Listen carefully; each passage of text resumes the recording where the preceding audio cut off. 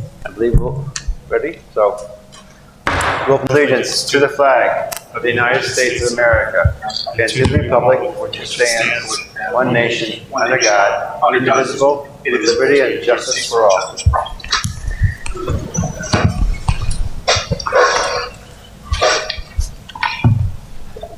I'd like the minutes to reflect that we had an executive session before the meeting tonight for some personnel and legal issues.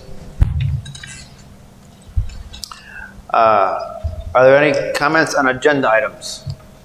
Any comments on agenda items? Okay, I don't see any. Item 4, approval of minutes. Do we have a motion? Motion approved. Second. That's for 1, 2, and 3. Yep. Any discussion? Mrs. Arnold? Any discussion? Oh, they're not hearing. Okay. Can we do a roll call? Somebody talking because I can't hear you. Hold on a second. Hang on a second. Okay. Mrs. Arnold? Yes. Mrs. Bennett? Yes. Mrs. Gregory? Yes. Mr. Perry? Yes. Dr. Pabola? Yes. Mr. Burke? Yes. Mr. Widener? Yes. Mr. Farr? Yes. Next, we have business and finance. Items 1 through 6. Do we have a motion? I'll make a motion to approve 1 through 6. Second. We have a motion and a second. Do we have any discussion? Comments? Questions? Roll call. Mrs. Bennett? Yes. Mrs. Gregory? Yes. Mr. Perry? Yes. Dr. Pabola? Yes. Mr. Burke? Yes. Mrs. Arnold? Yes. Mr. Widener? No. Mr. Farr? Yes. Okay, item 6, superintendent's report. I am looking for a motion to approve items 1 and 2 under the regular superintendent's report, items 1, 2, and 3 under the supplemental agenda. Motion approved. Second. Any discussion? Can someone please read me the supplemental? I don't have a copy of the supplemental, so just read those 3 to me again, please. Sure. Can you hear me, Bill? Heather, you're I can't muted. hear anybody. Unmute yourself, Heather. Do you want me to read it? Okay. Okay. Number 1, recommend that a resolution be adopted to accept the resignation of Jason Crawford effective October 30th, 2020. Number 2, recommend a resolution be adopted to approve Donna Westfield for the general secretary position effective November 2nd, 2020. It's a 200-day position at $14.90 an hour, 8 hours a day. All clearances on file as required. Number 3 is recommend a resolution be adopted to approve the attached extracurricular appointments contingent on our ability to complete the winter sports season. So, Bill, they were all the winter sports things, coaches. Is that all right? All right, is that good? Yeah, I'm good. All right, he's good with that. That was the bill. Heather, I have a question. Yes. Number 2, the general secretary, is that to replace Jamie in the middle school, or IC? Yes. Okay. There you go. Any other questions? I'm sorry? Any other questions? Seeing none, motion, or you have a motion second? Roll call, please. Mrs. Gregory? Yes. Mr. Perry? Yes. Dr. Pabola? Yes. Mr. Burke? Yes. Mrs. Arnold? Yes.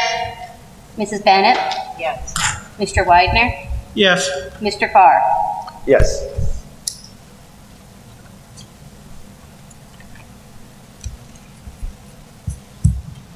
Did you want to do item 4? I'm sorry.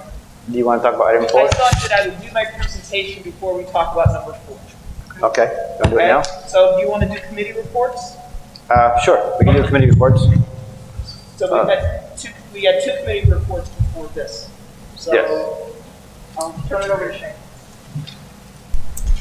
Tonight at 6:30, we held a joint committee meeting between Building and Grounds and Extracurricular.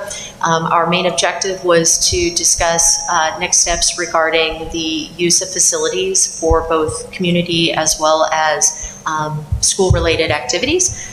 From a Building and Grounds perspective, the recommendation that the committee is making is that we continue to maintain a similar approach that we've had over the last several months, which would be that the buildings would continue to remain closed to community activities for the foreseeable future.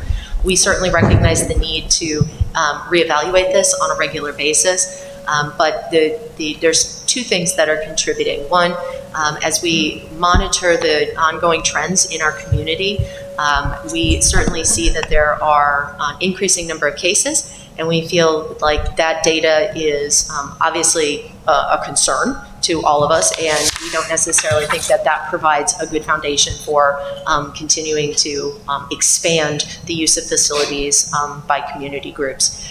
The second piece that's an important factor in this is the auxiliary gym is utilized by the STEM Academy as their cafeteria space on a normal day. And we are utilizing desks in most of our cafeteria areas. And there is not a practical way for us to tear down and reassemble that on a daily basis to allow that space to be used for a gym space. And so what that means is that takes one of the gyms out of the equation for our own sports to be able to use for scheduling purposes. So that adds a layer of complexity from a scheduling standpoint. So those are two key factors.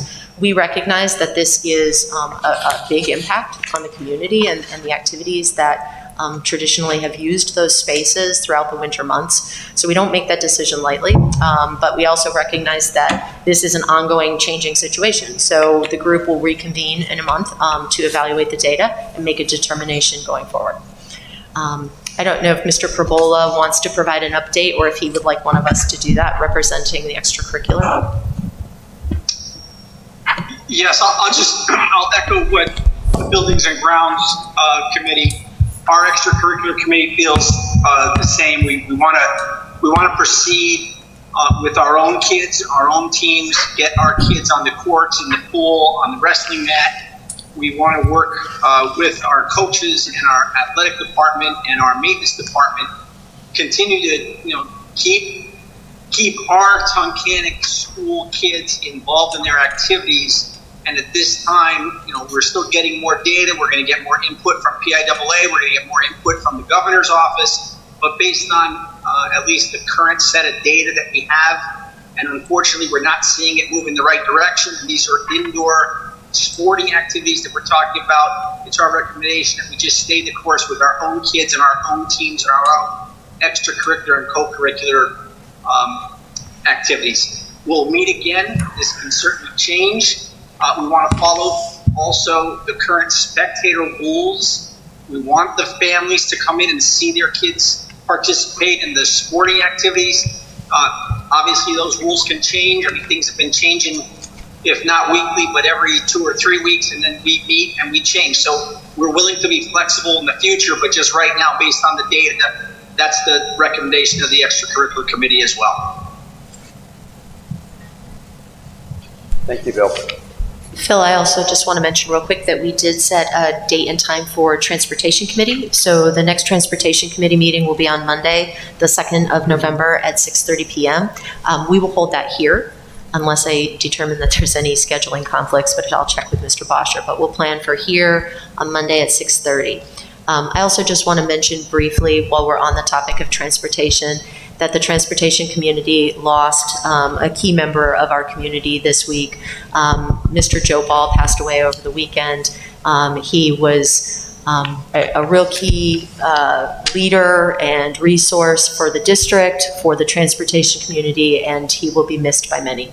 So we have his family in our thoughts this evening. Thank you. While we're on committees, I'd like to appoint John Burke and Lloyd Bennett to the Nominations Committee to come back with nominations for President and Vice President of the Board for a reorganization meeting in December.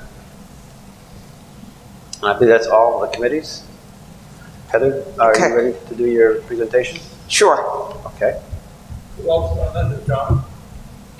John and Lori. John and Lori Bennett.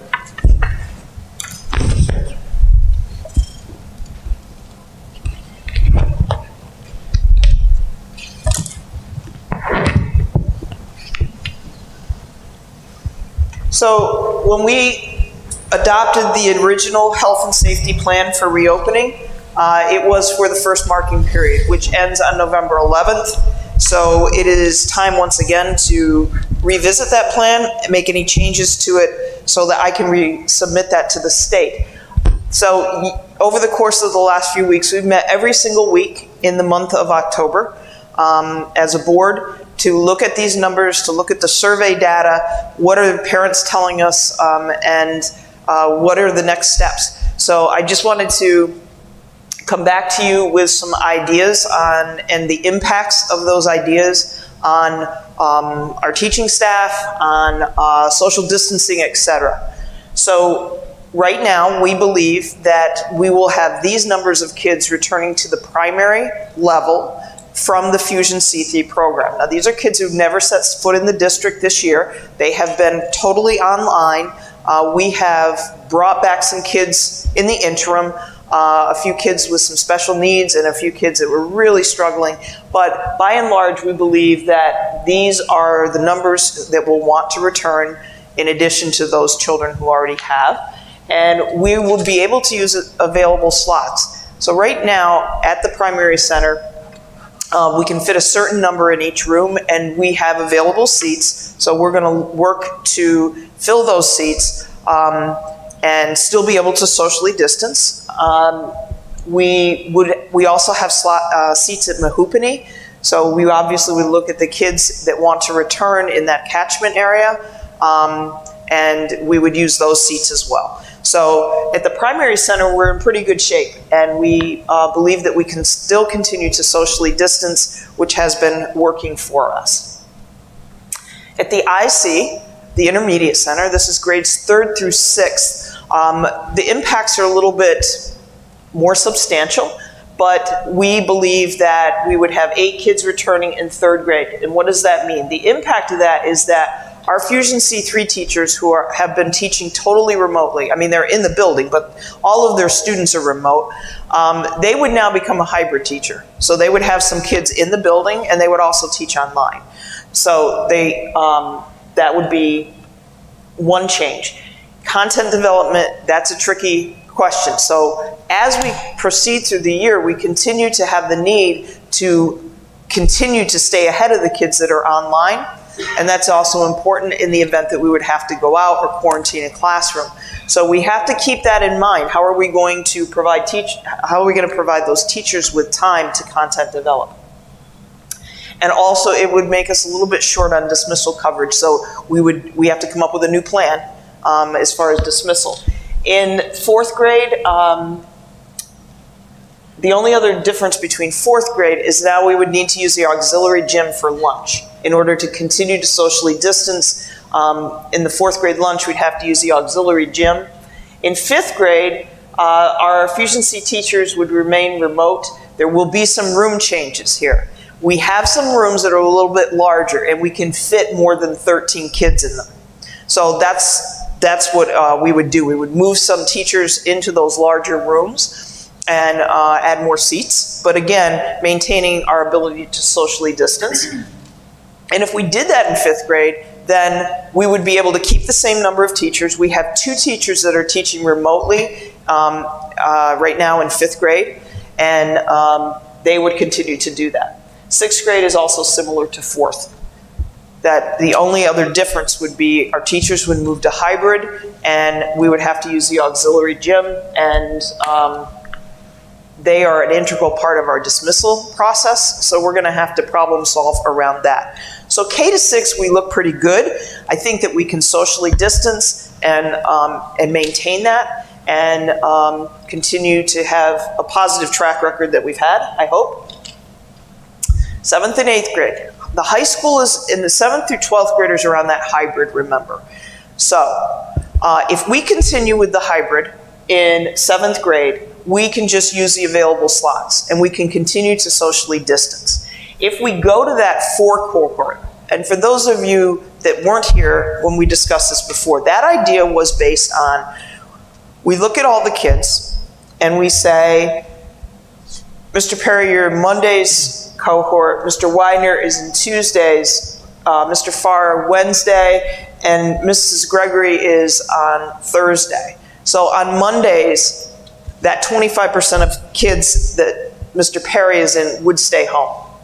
So instead of 2 days of instruction per week, face-to-face, we could get kids to have 3 days, right? We'd have 75% of our population there, but it would provide another day of face-to-face instruction. So what we wanted to do is look at the numbers and how could we accomplish something like that. And what we found was that in 8th grade, if we go to, 7th grade we'll talk about first. If we go to the 4 cohorts 3 days a week, we can't socially distance. We're going to need to put more chairs in classrooms. And I will talk about the impact of that in a few moments. We cannot socially distance in 7th grade, and we cannot socially distance in 8th grade if we go to that 4 cohort over 3 day model. And additionally, in 8th grade, we would need an additional section of math, science, social studies, and ELA. So that's also a staffing issue. We might be able to bring if we stay with the hybrid, the AB model, we might be able to bring the 8th graders back. But what we would need to, there may be some kids that would continue to work online. It wouldn't guarantee that they would be face-to-face with a teacher because, again, if we're going to try to maintain that social distance, it would be too many kids in the classroom. So that's the 7th and 8th grade story. Now, this is no kids coming back from Fusion, right? We go to the cohorts A plus B. So we talked about this at the high school. What if we just took the kids that were here on days A and B and we put them together? We didn't allow any of the kids that are currently working online to come back. What would that look like? Well, if we do that, we cannot socially distance in 63 of our sections. So in 63 classrooms, on any given period of the day, there would not be an ability to socially distance. We might have 26 kids in that classroom, we might have 28. And so, like that, you guys just need to know that. And so, if we go back to, so the same way with the coverage, we were missing 25 sections. Most of that is study halls, lunch periods, etc. But it is still significant to the high school schedule. If we look at the 4 cohorts, that's that 3-day model. Can we get the kids in here an extra day? In 14 out of 162 sections, we would not be able to socially distance, and it would require a perfect split. And what that means is perfectly divided by 4. And it would be very difficult to do this and to say, okay, we have 20 kids in this class and we're going to split this 5 ways. It just gets very complicated with scheduling because so many of our kids are taking so many different electives. And again, we would miss 25 sections of study halls and lunch periods we just simply would not have coverage for at all. The other thing that we have tried really hard to do with that AB schedule, we could not guarantee that our sibling schedules would not be disrupted. So for those of you that aren't familiar with what we're doing, right now we have families on the same AB schedule. So if I have a brother and a sister and I'm attending day A, they're attending day A. They're in the same cohort. And that takes care of some childcare, concerns, etc. There would be no social distancing in the cafeteria. We just simply could not do it. And it would increase our daily transportation numbers. So, as we suspected, any change to that AB schedule at the high school is going to negate our ability to socially distance. And I want you to understand what that means. Right now, we are able to socially distance. So we can have 15 seats into a classroom, and we can maintain 6 feet of distance in between those students. So that means if that student sitting in the chair with the red X, okay, if that student tests positive, none of the students around him would be would be identified as close contacts. Those students would not need to quarantine. All right, and so that 6 feet of distance becomes critical. The same way with our sports teams.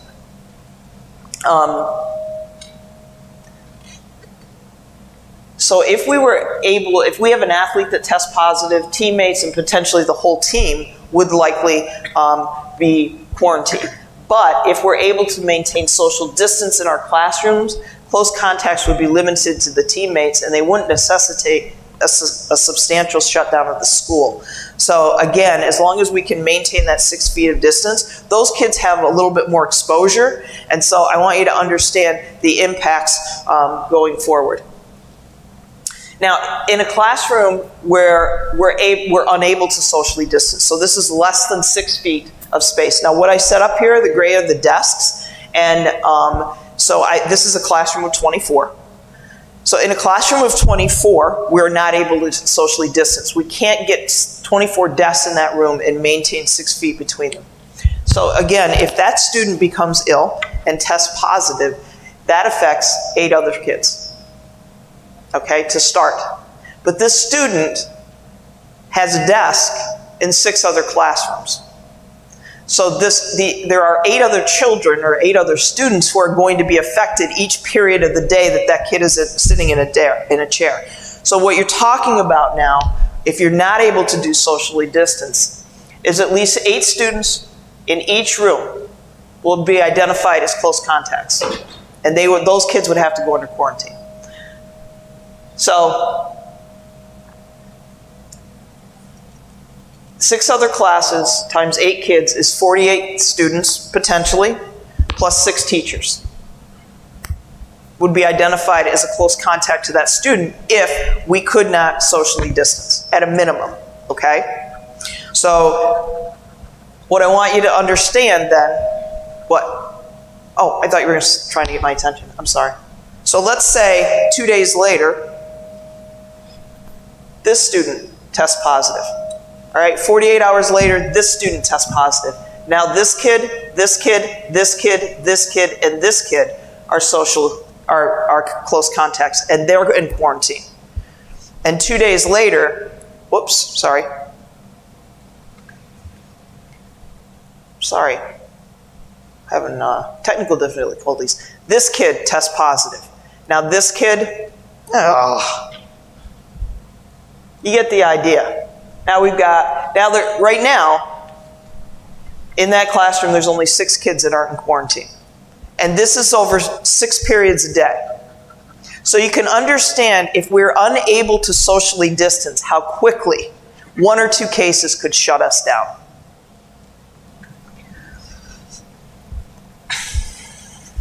We also talked about the improvements that we've been making to our Fusion C3 program and to our hybrid program. We've heard parents loud and clear that there are still glitches, that there are still improvements, that we can still make this better, and we know it. We have met with our high school content leaders this week. It was really cool to sit there and watch them actively learning from one another and things they could do better. And I promise you that is, we are standardizing our methods of communicating with parents and with students, and standardizing the use of our weekly agenda so kids know exactly what is expected of them, and that teachers are all expected to use the same type of communication. So I promise you we are working on that. We have heard you loud and clear.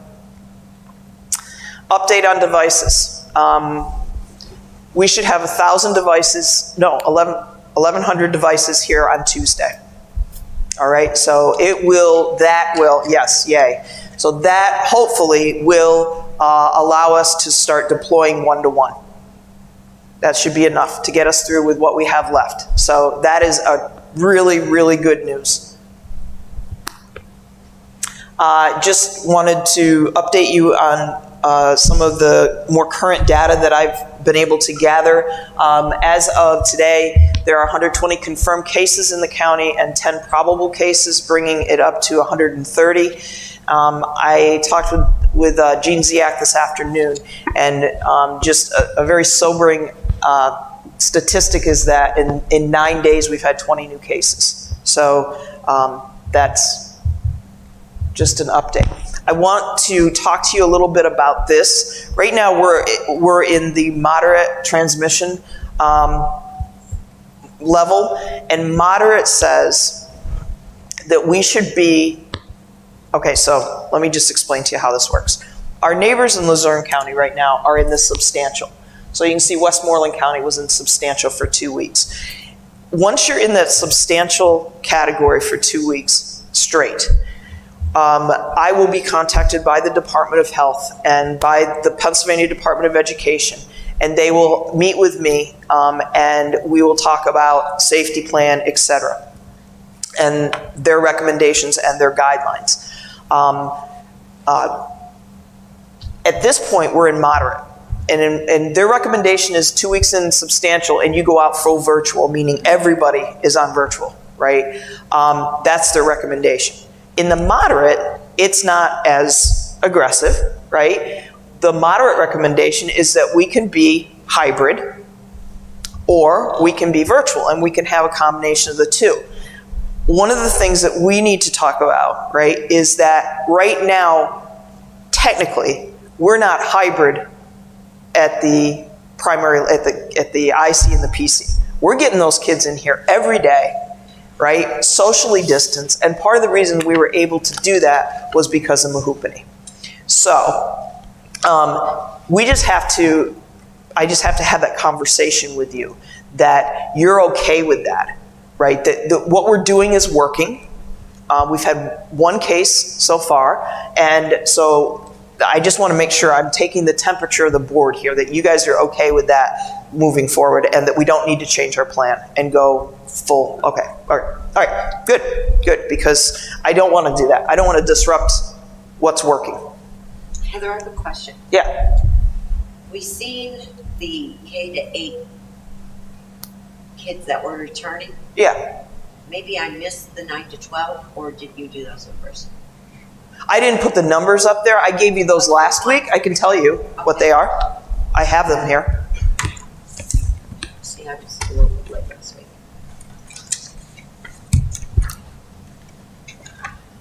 I think it was a total of 57, 9 through 12. Yeah. It was a total of 57, 9 through 12 that would return. Can we accommodate those 59 or no? Well, the ones that said that they wanted to come back for fusion, it depends. If we stay with an A-B cohort, we believe that we can.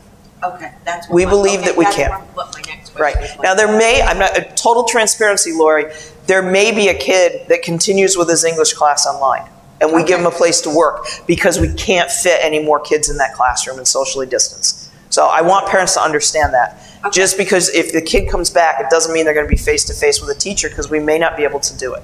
Okay. Okay? All right, thank you. Okay.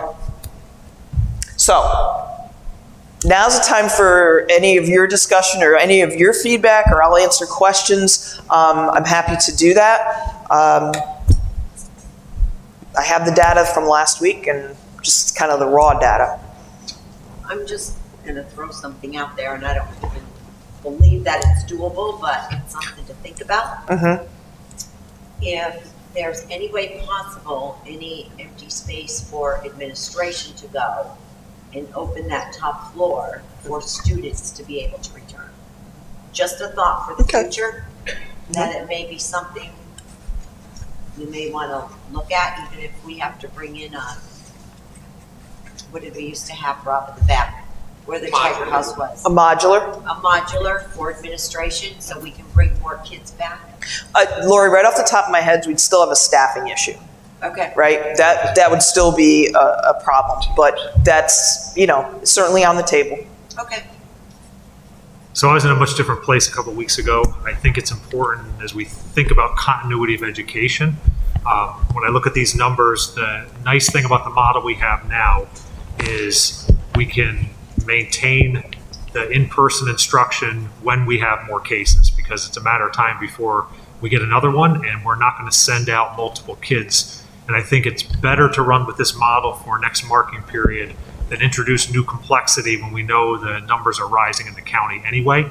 I think that our model is improving, so I would just, Heather, you mentioned this, we stress that we're trying to improve what we have. And so I think if our focus from an administration and teaching perspective is to improve the current model and maintain the hybrid while still going the 5 days a week with the K through 6 model we have now, that would be my preference. Okay, so I'll go too. I agree with John, and I was also in a very different position a couple of weeks ago and wanted nothing more than to be able to send my child on the bus every day. But right now, with looking at everything that's going on and the numbers increasing, and I personally would be very uncomfortable sending my high school student here if everybody was open, just because of the social distance aspect. And along those same lines, then you do get into, you touched on the transportation too, but then the buses would again be full. There would be no distancing or less than what we're able to do. Less, yes. So, I mean, that's a whole nother implication that opens everything up. And I think it is definitely getting better from a parental standpoint, not a school standpoint, from a mom. It is getting better. Everybody's getting better. The teachers are more used to it. The students are more used to it. As the parent, I have a lot less to put into it. I mean, it's one thing I will stress to anybody who's struggling, tell your children to advocate for themselves. They need to reach out to the teachers because they need the instruction. It will make you less crazy as a parent, and it helps your kids too because they need to hear it from a teacher. One thing I personally love the idea that we're working more on it. I would like more personalized lessons like Looms, Zooms, maybe not Zoom, but like a Loom or a YouTube or something. If you have a direct instruction kid, it's hard for them to learn without visually seeing it and hearing it at the same time. So that's my only request, suggestion maybe. But I mean, as you know, what you said, my personal opinion is we can't really change what we have now, and what we have is working. And I fear that if we do change it, we'll all end up home for a really long time. Yeah, and I'll just echo what Shane said. 3 or 4 weeks ago, I was the champion of getting the kids to go back full time, 5 days, let's get back. However, it is our responsibility, as John said, to provide the best education possible and still maintain that safe environment. I think the current hybrid model that we have and the current K through 6 model that we're doing, and from what I heard, Heather and the administrative staff working with teachers are improving the current delivery system, the communication between Canvas plus portals, the communication. The bigger thing that I will echo what Shane has said as well. I think there's less anxiety out there. We heard a lot of parents come to the microphone. We got a lot of emails about the stress, the anxiety, and it was mostly because of the unknown on pretty much everybody's part. But I think the kids, the families, the teachers, staff, they're getting used to it, and I think it's becoming better, and I think we have to continue to work on it. I don't see the sense in changing even to the 3-day-a-week model or pushing the 4-day-a-week model. And the simple reason is from the medical perspective. I said this at the extracurricular meeting. The general hospital COVID unit is full. The Scranton hospitals now have 13 cases. The numbers are going up. Now I understand little kids under the age of 18, medically they can handle it unless they have pre-existing conditions. Be that as it may, we still owe responsibility to the students and the staff and the community to maintain a safe environment as possible. So we don't know what's going to happen in 3 weeks. And if we start changing things now, I think that just opens up another Pandora's box because there's going to be a whole new set of PDE guidelines and rules, possibly going completely virtual. So let's try to improve what we have right now into the 3rd marking period, at least keep working this current system, work the numbers as best we can, and then look at how we change going into the 3rd marking period. At least that's my thought process right now.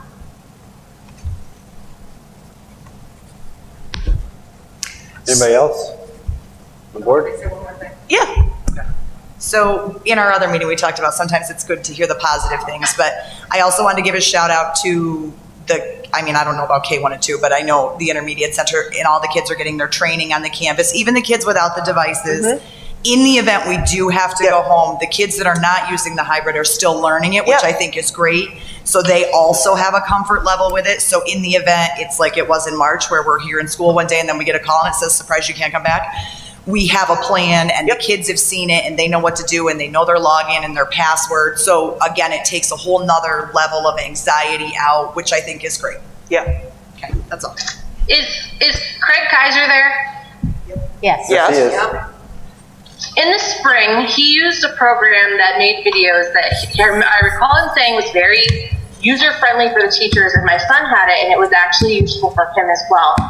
I don't recall what the name of that program was. Maybe he can tell us what it was, but I feel like that's something that would be useful to employ for other teachers who would be interested in doing any more videos, especially since I'm hearing that it's like it could be a one and done type of video thing where it's not like an hour or two of editing after you. Am I right, Craig? What am I talking about?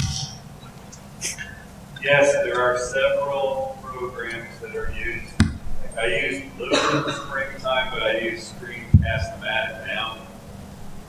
And they limit you.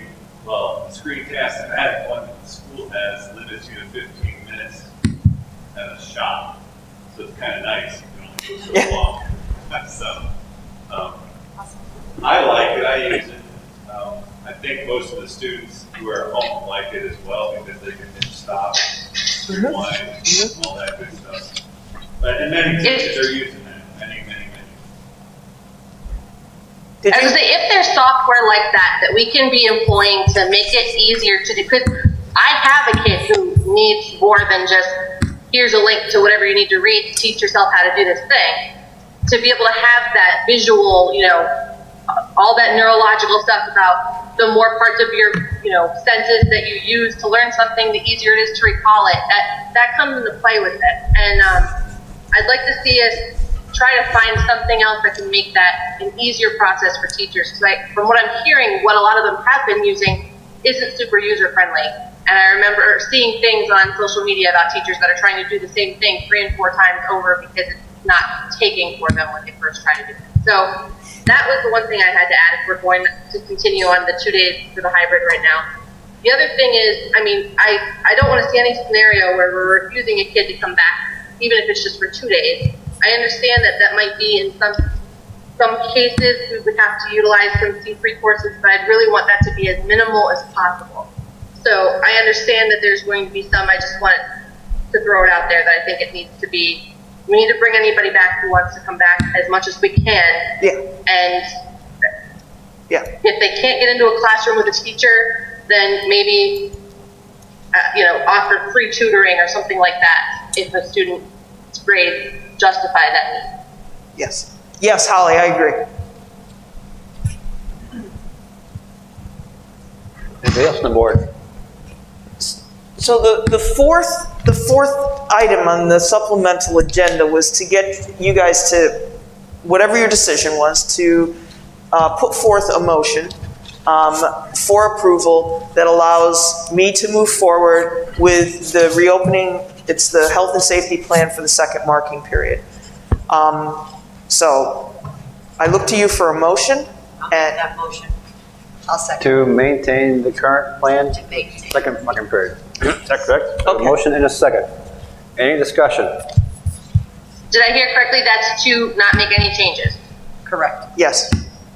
Now you always could go in, Holly, and change it between now and January, but we could always go in and change it, but it would just give us the platform going forward. We wouldn't have to if we didn't want to.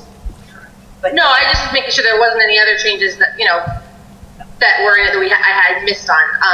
I fully expect, given the environment right now, that we're in this for the second marking period. So. And that's with the It is what it is. understanding that you're going to bring back as many as you can. Anybody that wants to, right? Anybody that wants to. As many as we possibly can. Okay. Yep. I don't know that many high school kids are going to want to.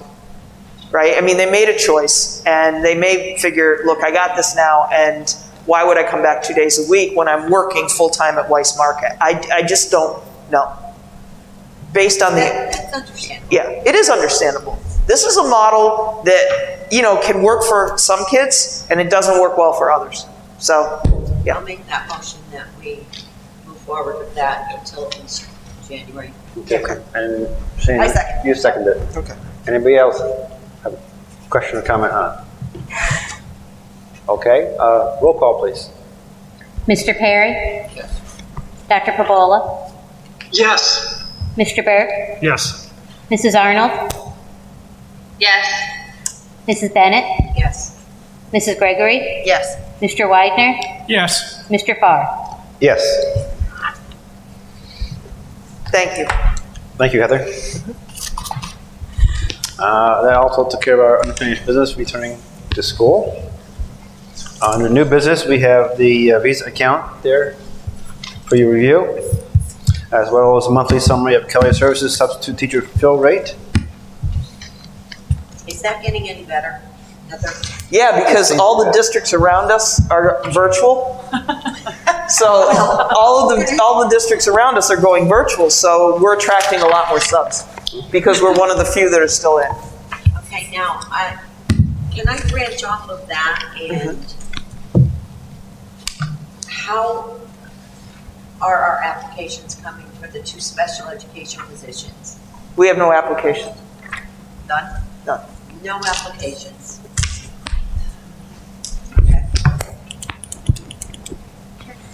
Okay.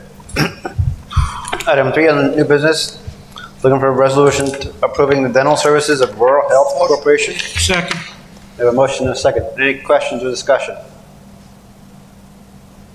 Roll call. Dr. Pabola? Yes. Mr. Burke? Yes. Mrs. Arnold? Yes. Miss Bennett? Yes. Mrs. Gregory? Yes.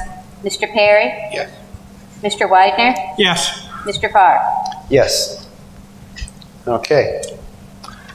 Any public comments? Questions?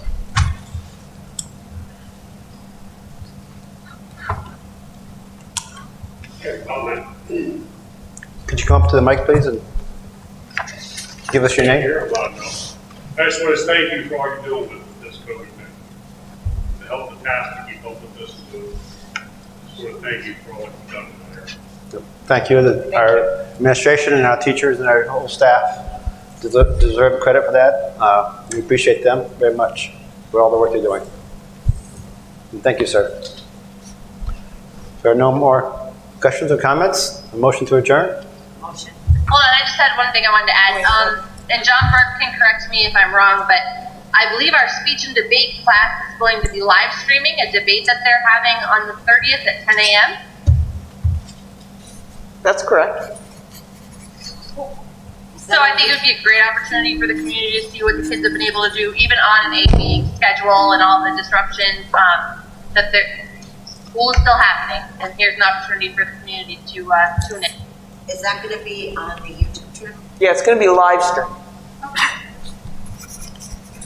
Can you, by chance, send out a no call or something? We could. I mean, they've been doing announcements at the high school. I know a lot of the other high school students that are going to be home on Friday are interested to watch it. So,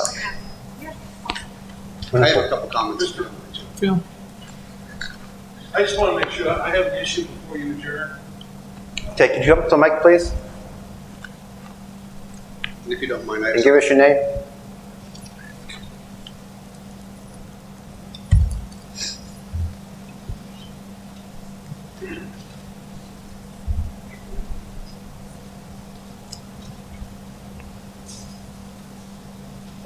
My name's Rick Huffsmith. About a year ago, we came before this board and asked for permission to bring in a speaker to talk about the Constitution. This is an individual that is a nationally recognized author and a nationally recognized speaker. And I believe now he's even on the, he has something to do with the education boards of the United States. We were denied that request because it was viewed as political. We had talked about some options to make it less political, or at least in your eyes. We talked about getting permission from the students' parents. We talked about having other people have the opportunity to come in and speak as well. And we talked about having it voluntary. It wasn't going to be a mandatory assembly. Despite all of that, we were told we can't have the speaker, even though we have already paid for him, because it was viewed as political. This past Monday, I received a text message from a friend of mine, and in my opinion, it was very disturbing. The message had a poster on the walls of this school that said, "Vote for Biden." Now, if that's not political, I don't know what is. We talked to a couple board members. They were not aware of it. And the problem I have is, who's responsible for that? Clearly, it was political. And I'd like to know who put it there, why it was put there, who gave the person the authority to put it there, and why it wasn't taken down after it was disclosed to the administration. And I'd like to know some answers to that, if you could help us. Mr. Bosher, can you help us? Yes, what you saw was one half of the debate that's being presented on Friday. I don't know what picture you saw, but if you go out there, you'll see a picture of an advertisement for the debate. And you'll see posters for the Biden team, and then you'll see posters for the Trump team. Well, this didn't say Biden team. This said, after the debate, vote for Biden. Okay? Now, to me, you can tell me that's not political? I mean, are you going to tell me that? It may be part of a debate, but that needs to have somebody control, somebody watching, and nobody did. So I'd like to know who put it up, who authorized it. I authorized it. I authorized both teams to place their promotional, It was, I authorized both teams to post their, flyers for their debate. I authorized it, and it was part of a class exercise as part of the speech and debate class. We've been doing an election debate for years. It's very well controlled. It is very well organized, and I trust the teachers and the students involved to present, fair and equitable arguments for both parties. Well, don't get me wrong. I'm all in favor of debate. But this is not a debate. That was a political sign that said vote for Biden. Nope, that's not correct. Rick, the same thing got sent to me. Yeah. No, I get a chance. I get a chance to respond to that. So, Rick, that sign was clearly for voting for Biden as part of the team of the debate. No, John, I disagree with you. You take a look at the verbiage on that. It's clearly, it doesn't say team at all. I had several people send it to me. I get a chance to respond. So well, I'm not done yet. You certainly have a response time. I'm not done yet. If you would let me finish. Take your 5 minutes and then I'll get a chance to respond. You know how this process works, so go ahead. So I get 5 minutes after this too, right? Or is it Nope, my 5? Okay. Nope, So start the clock. excuse me.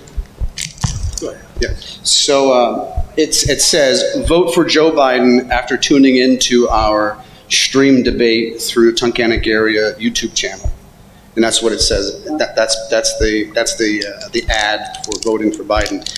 The Trump one didn't go up until it was publicly made aware, and then it went up a day later. Whether it was going to get there or not, so be it. But after awareness, then it went up. But what stirred this up is potentially bad judgment of putting one up before the other where they don't have the fair and equitable exposure. Someone controlled putting them up. They should have waited for everybody to be ready so there was fair and equitable exposure, maybe taking some of the pain out of this. But there was one there for until, and I understand we're gonna blame COVID. We're gonna use it, and maybe it's accurate. But we can't be weaponizing COVID either and giving one side overexposure, waiting for the other side because of COVID or something. And John, that didn't say team in that advertisement or that poster at all. It says vote for Biden. It doesn't say vote for the Biden team. If you're going to have a debate, go ahead and have the debate. It can be a political debate, it can be with the president. But it should say something like, after the debate, vote for the candidate of your choice. And I have a problem with the poster itself. It looks like it's been created by some professionals, not high school students. The language on it, the appearance of it, gives me the indication that somebody outside of a student had that prepared. So I'd like to know who made it, who paid for it, and who put it up. And I'd also like to know in the administration, this gentleman says he has the authority to do it. Does he have the ultimate authority? When we came and asked if we could have a nationally recognized speaker, we came to the board. Does this gentleman have carte blanche authority to put up whatever he wants? Or does the responsibility fall on you, the superintendent, or other administrators in this building? Because I think somebody fell short. Mr. Huffsmith, look at me, sir. You want us to talk? Mr. Huffsmith, I'm sorry. Sir, I own this. I'll look you right in the eye. If you're offended by my actions, I apologize. If you were offended by the nature or the wording or the way that poster looked, it was generated by students. All right? It was produced, to my knowledge, in this building. If you want to call my actions into question, that's between you and me, and I own it. I didn't consult anybody up there. So I own this thing 100%. So if you want to direct your questions to me, I'm happy to have a conversation with you about it. You may own it. You may have done it. I did. But these individuals run the board. And they run you. And they're responsible for what you post. So they need to be involved. It's not you and I. They were not involved last week. They had no knowledge of it. Right. I get it. But I want you to know that I own this because they were not consulted in this. I don't care whether they're consulted. You should have consulted somebody. I don't think you have the authority in your position. Duly noted. Duly noted. You should have asked someone before you done it. They should have known about it. You should be disciplined for it. And it should have come down after it was Can I respond for one moment, please? It's me. So I want to say just one thing, and I'm not even entering into this whole debate the two of you are having. Our job as a board, we weren't consulted, and that's okay, because we cannot micromanage every single thing that happens every day in the school.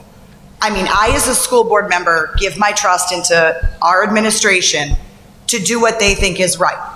I don't know what dates the posters were put up. I saw the picture on social media too, and I assumed, because I know Mr. Basher, that both sides were represented because it is a debate. And I just want to let you know my standpoint on this. I don't expect Mr. Basher to call me, email me, or text me about every single thing that he does in a day, because none of us have time for that. Why did you get involved when we asked to have another speaker come in? You asked to do a general assembly to the entire student population. This is a classroom thing. You came to us. It's a different situation. You put the poster out there, though, and that entails the entire student population. I think it's a different situation. I'm going to choose not to argue with you because I feel that this is going nowhere. Well, it shouldn't go nowhere. It's a responsibility of this board to take action on this. And I'll stand behind Mr. Basher's judgment. Thank you. Pardon me? I'll stand behind Mr. Basher's judgment. He does a good job. Thank you very much. Can I get some of the answers I think to my you've had your questions? 5 minutes. Pardon me? I think you've had your 5 minutes. I have had my 5 minutes, but I don't have any answers to any of the questions. Am I going to get any answers? You don't necessarily have to get an answer to the question. Mr. Hold on, so I get a chance to respond. You guys hear me? Okay. Just a quick observation. I sat in that board meeting a year ago. I understood everybody's position. I recognized it. I accepted it. Verbatim, it was a slippery slope. You have now gone down a slippery slope. In conversations with some of your board members, I've been told that when a church asked to rent one of the buildings for their services, your solicitor told you that you could not rent to one, because if the Nazi party came, and wanted to rent your buildings, you'd have to rent from them to them too. Suppose, just suppose, it's not Democrat, it's not Republican. Suppose the Communist Party comes and they want to put posters. You've allowed a poster. You cannot deny that. That's probably my main concern. Not Democrat, not Republican, but you've gone down a slippery slope. I don't know how you pull yourself back up out of that. That's my observation. Can I respond to that? Because we do have a policy that goes to the building principal. And there is a policy, there is a board policy on what gets posted. So nobody can walk in here and just say, I want this posted. But you've already allowed one party to post. So therefore, any party can post. It wasn't a part, it is a school project. It is a debate and speech class. Mr. Bosher knew that this was going to be the problem. And I accept Mr. Posher's responsibility and ability to do that. I absolutely do. But I also recognize that there's a school policy here. That school policy could be brought into question, especially in lieu of the fact that initially there was only one party and one candidate represented. And as we all know, it's not always what you say, but sometimes it's what you don't say. And my understanding on this poster, it doesn't say to vote for the candidate or the party that you feel won the debate. It doesn't say that. And so what is it remiss here is not so much maybe sometimes what it says, but what it doesn't say. And so I guess my question is, one question I would have is, did Mr. Bosher have an opportunity to review that poster before it was posted?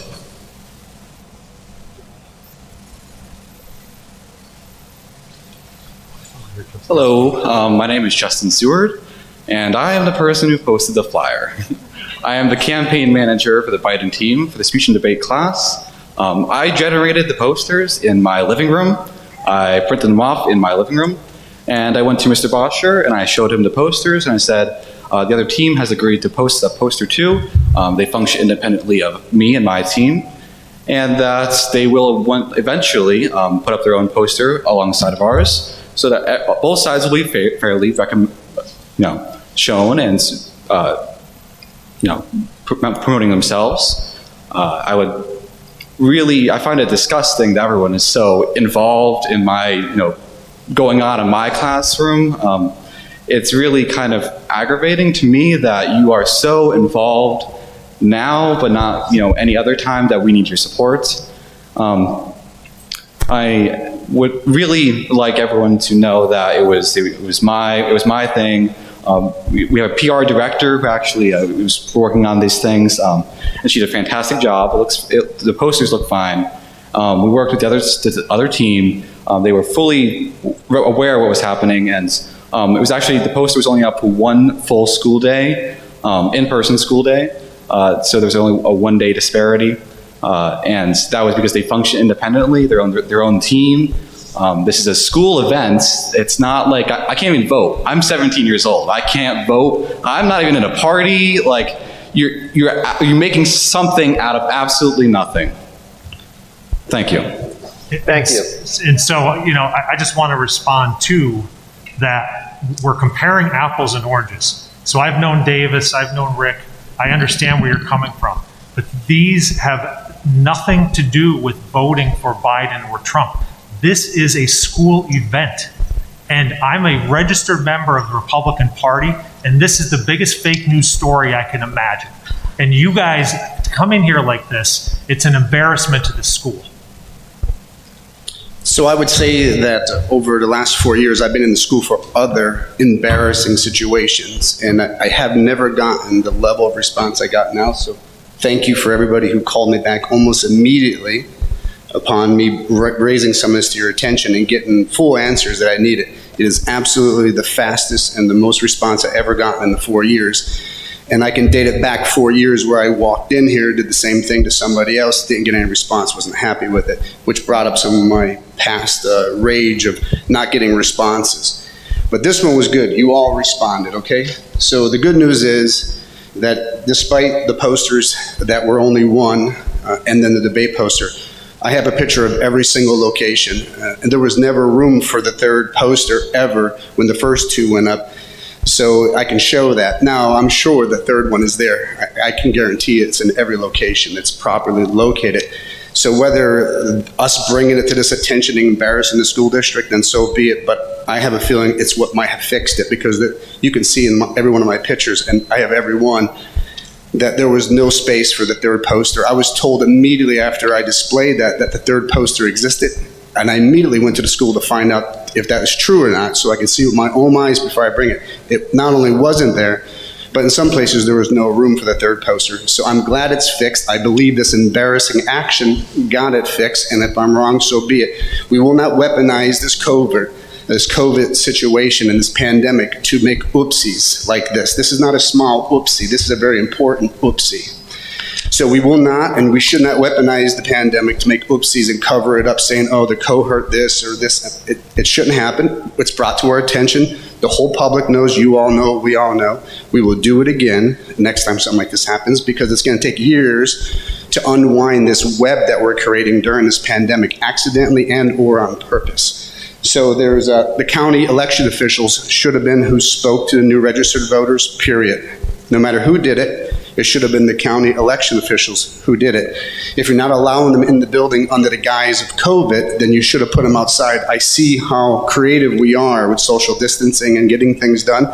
You could have easily put chairs outside for the new registered voters not to be spoken to by anybody except county election officials. And that's it. The posters are the posters. I'm not going to beat that one. The horse is already out of the barn on the poster thing. But everybody responded well. The poster issue was a big one. The county election officials not being allowed to speak to new registered voters, that should have been who did it. That was one for me. Are we still asking for doctor's notes for masks, not for permission not to wear masks? Is anybody yes, no?